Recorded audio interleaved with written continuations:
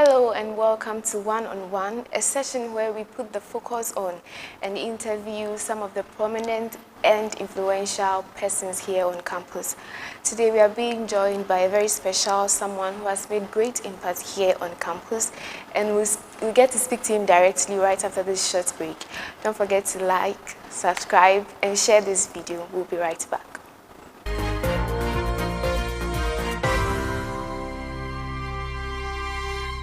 Welcome back. So as I said earlier, we are being joined today by this person, helped get buses for the school and so many other things. He will be talking to us about himself. And this is in the person of our former president, federal president, for the 2020-2021 academic year, Felix Apaloo. You are warmly welcome to the show. Thank you very much for the great opportunity. And thank you for having me. Yeah, thank you for coming. It's a great honor to be here. Okay, so today we'd like to find out some things about you personally and then politics, you and politics. So I'll start by, if you could tell us something about you, something little. Once again, let me use the opportunity to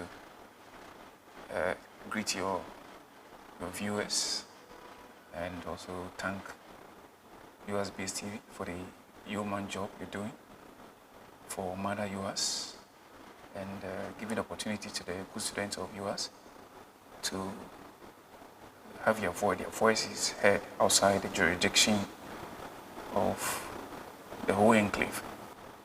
So without much ado, talking of myself and politics, student politics for that matter, let me say that my name is Felix Apaloo, the immediate past Federal SRC president of this noble institution of ours. I'm a final year medical student, and I'm represented by so many things. I'm a student, an entrepreneur, a family man, a Christian, and very, very ambitious person. So for now, that's all there is. And I'm very, very vocal person. And talking about politics, we are all political individuals, really. Because I love politics, because politics is everything. It offers us the opportunity to elect people who represent us, people who make decisions that do and undo us. So whether you like politics or not, political decisions affect you. So I always tell people the price of kinky is what it is today, because people make political decisions. Okay. And so it's basically leadership, it's part of leadership. So I'm very much of a political person, and that's what I can say for now. All right, thank you so much. You've kind of answered some of the questions already. I wanted to ask you about what politics is to you, and you've really just simplified it here now. And so, talking about politics, relating to you personally, you say you love politics. When did that start? When did the interest begin? When would you say you developed the love for politics? The love for politics has always been there, but I would say within the jurisdiction of US, until it became obvious last 2 years. That was when I was in level 400. I mean, when His Excellency Derek Asadi was exiting office, and we needed someone to occupy his position. And there were a few brouhaha around him who would take over and all that. So that's why I decided to join the fray, because I believed that at that time we needed a very solid person to take over from His Excellency Derek and to build a very formidable and attractive SRC.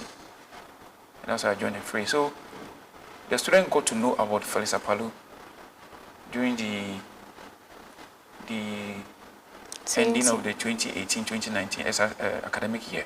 Okay. That's why people got to know about me. So they were surprised. But all my life, those who have known me from Amazing Love, Trinity, Guitar School, KNUST, I'm somebody who was always active in how the nation is ruled. If I'm in an environment, I question the leadership of that environment, whether they're doing the right thing or not. So if you come to School of Medicine, people know me for being very vocal. Really. So, but I think I really got into the student politics in 2018, 2019. That's what I can remember, yeah. Okay. So what really made you want to be the president? In terms of politics, there are other positions you could have wanted to go for, but you focused on being the federal president. Why? Is there any inspiration? Yeah, you look at it. First of all, those who will grab opportunity tomorrow are people who are ready for it today. And that's why I always tell people, you must always be ready. Because we just burst forth and we form a team Apaloo, we started campaigning. And when we started campaigning, nobody questioned my credibility. Okay. Nobody questioned my integrity. What worked against us for the first trial was the fact that I wasn't new. A lot of people didn't know me. And when you were coming up against a candidate like Norman Abraham, who started campaigning from level 100, and you just joined the fray, continue to campaign to the people to know your message. They have to hear your message. It's not just about your beautiful pictures. And I didn't have sufficient time to campaign. You get the point there. But a lot were going wrong, in my opinion. Okay. Where I realized that our predecessor did a lot, but we needed to move to the next level. I don't like mediocrity. Okay. I think mediocrity where people, you have ministers who go and commission toilet and are making noise. What is commissioning a toilet? That is mediocrity. People do little, they're on pages making noise. Yeah, they've done something. I think that we should aim higher. Okay. Do you get the point? Yes, you aim higher. I had my first degree in KNUST. After working, I said, "Oh, come on, I want to go to the next level. Get back here." I'm already thinking of what I will do in the next 2 years. You must be on the go. So I realized that, look, what is missing in our SRC is that we haven't projected our SRC to a level to make it attractive. So I meet good students, intelligent ladies and guys. You say, SRC, so you ask SRC, what benefit am I going to get? It's not attractive. I see the way they do their things. It's as if we're in SS. Yeah. So we needed somebody who make the SRC attractive. When the SRC is attractive, it attracts good students. It attracts intelligent ladies, intelligent guys. They will come and they be on board. Because good people always ask you good things. But our SRC was not attractive.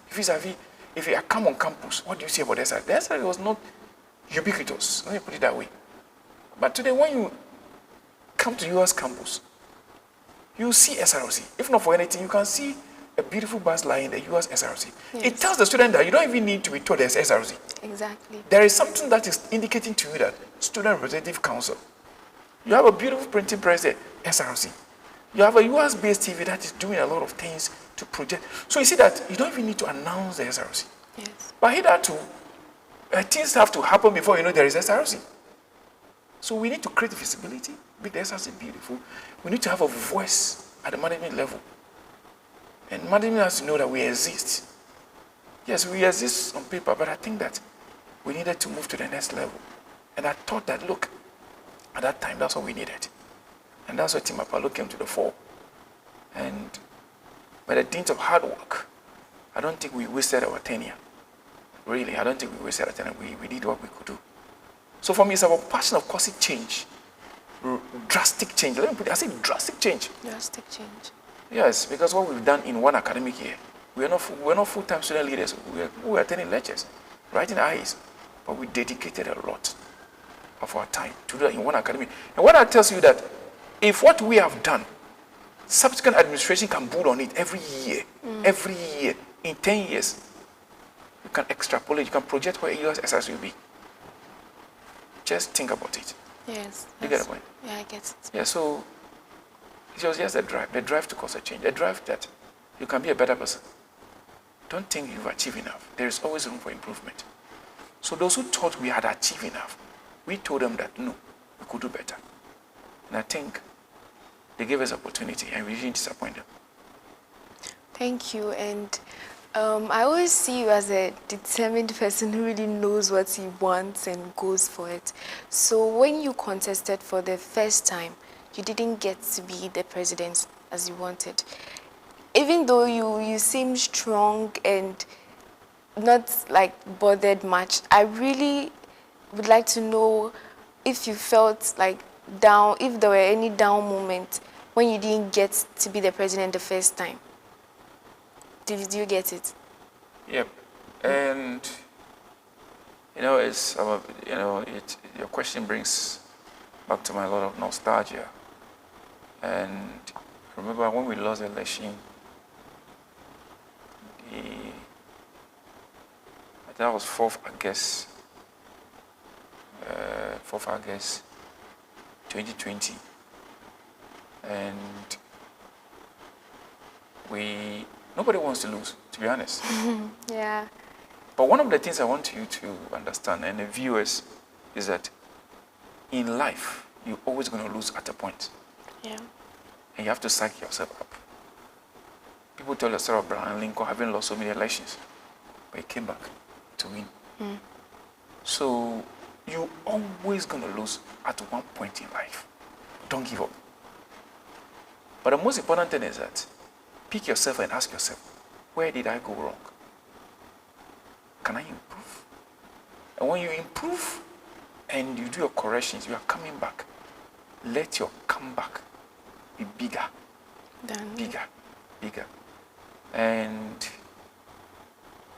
I don't give up. It's my DNA, and it's in the family. And of course, I'm Anglo man, a proud one, of course. In Anglo, we say Anglo Kuchaklo. Nakade kala juma jubi. So just a stick of firewood can cook food for an entire village. And that's the meaning of Anglo Kuchaklo. So the spirit of Anglo, the spirit of never giving up, the spirit of the environment I grew up in, and the spirit of rising up, which is the environment which I form as, which is U.S. environment, a Bejani university like this, that's achieved so much in less than 10 years. So it's an embodiment of where I've come to be, that don't give up, keep trying, don't give up. And that's the spirit. So you need to cultivate the spirit of not giving up.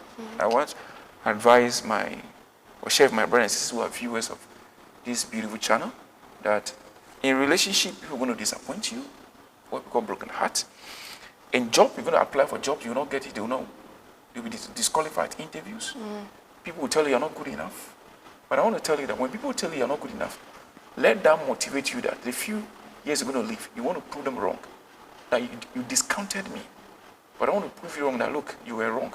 So the point is that in your relationship, there will be partners who will tell you you're not good enough for them. You will apply for jobs, you're going to be disappointed. People will tell you are unintelligent, people tell you you're not beautiful, you're handsome, so they don't want to be in your company. So there's always a time people will discount you or dismiss you. What you will need to do is, how do I prove the people wrong? So disappointment should be an opportunity to prove people wrong. Use disappointment as a platform to leapfrog or to catapult yourself to the next level. So losing the election the first time, there was so much we could learn from the loss. I want to thank people like Ketchov, Julius Okai, one of the wonderful people when we lost the election. You know what? You campaign for 3 months against a candidate who campaigned for 3 years for the first time, and people didn't even know you. And you had at least more than 50% of the vote, the voice of the people. And the voice of the people, we say, is the voice of what? The voice of God. And that's when we came back. And everybody knows what happened during the comeback. Yes. We didn't just win. We win by gargantuan margin. Yes. Historic margin. Yes. So So, what was that feeling after the comeback and that feeling of I've made it, being the president, finally being the federal president? What was the feeling? well, I could just share the feeling that Archimedes, when he finally realized that the properties of what we call the Archimedes principle today, Eureka, we found it. So that was basically enthusiasm that we won. We won. It was a mixed feeling. It was mixed feeling. You see, I always tell people, on your wedding day, you are happy and all that. I always tell you, it should be a mixed feeling. That the pledge, the promises you made on the altar, and you think from days going, are you going to deliver on those promises? Yeah. Till death put us asunder. Are you sure you're going to live by that? Don't just be carried by the victory. Are you ready to deliver? So the next day, we've gone back to we start to work. So our SRC administration was able to perform because we knew what we were coming to do. I always tell you, when you are not prepared for an opportunity, and the opportunity comes, you become one thing. So those who will lead tomorrow and deliver are those who have prepared for leadership today. That's how it is.